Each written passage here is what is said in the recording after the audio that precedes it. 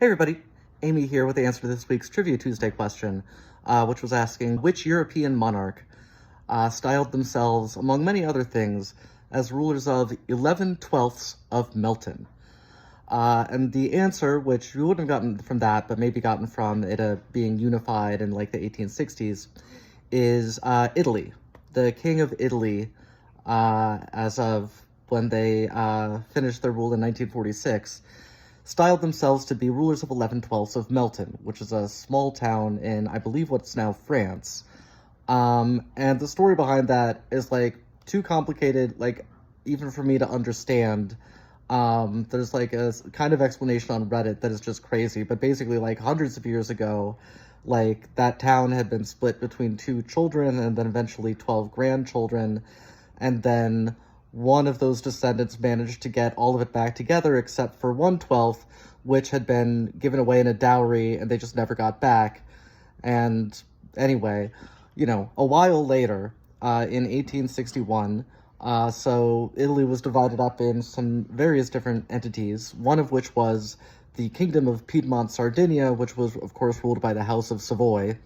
Anyway, the House of Savoy united up with Garibaldi. I'm not sure what it is, actually.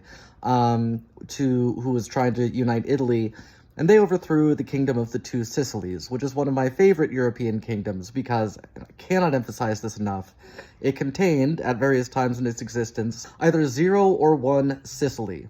Why it was named Two Sicilies is honestly, like, I've looked into it before and cannot figure it out.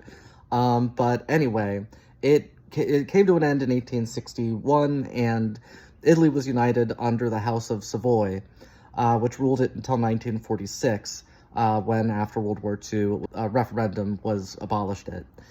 And so, yeah, the King of Italy also claimed roughly 100 other territories that they ruled, or, like, cities, including places like Jerusalem, including multiple positions in the Holy Roman Empire, which had not existed since, I believe, 1801.